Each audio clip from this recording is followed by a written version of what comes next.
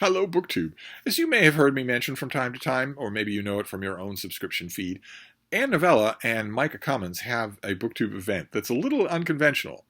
It's called Classics and Company, and in this event, they have a very active Discord. I'm sure that on their videos there'll be a link to the Discord. Sounds like a lot of fun.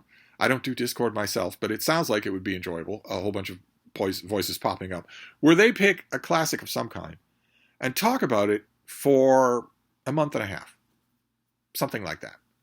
Give it a nice long time. Give everybody a nice long interval to read it and to talk about it on the Discord. And then at the end of each of those installments, they have a group video where they talk about the work for BookTube consumption.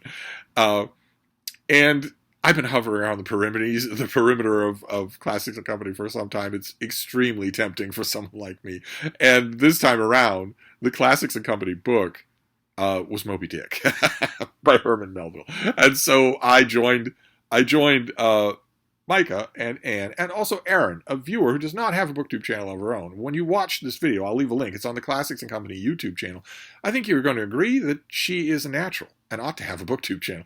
But the four of us got together to talk about Moby-Dick, and we digressed from time to time, as you would expect in any conversation that I take part in. And we also got into the grit and the bones of the book a little. It's a wonderful, fun conversation. You're going to enjoy it. I'll leave a link to it down below.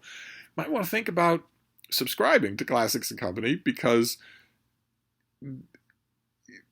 a lot of the books are very winning items. Very much so.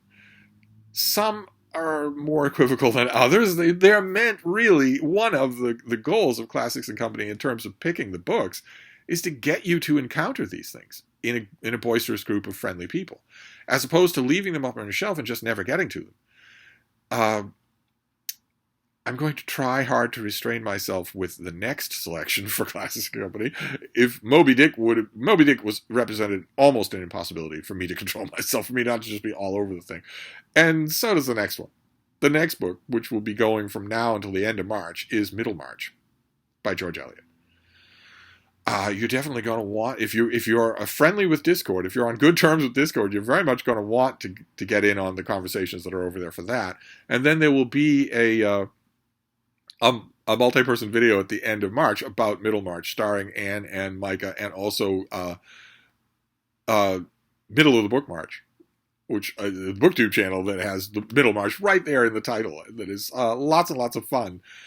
This discussion was also lots and lots of fun. I wanted to make a video where I let you know, just in case it didn't crop up. This is an hour-long discussion where we're talking about Moby-Dick, and I'm involved in it. A lot of you are curious to know where I am elsewhere on BookTube whenever I show up. I thought I would give you a pointer. I'll leave a link that this video did happen. We finished. I wonder what I'm missing for the Classics and Company Discord. Every time I think, Discord is something, you should try it, I revive my account and just am reminded of how much I dislike the site.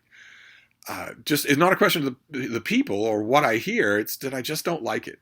All the bells and whistles that I just don't like. Maybe I should do that for Middlemarch, for the discussion, the ongoing discussion of Middlemarch. The starting gun has started on Middlemarch.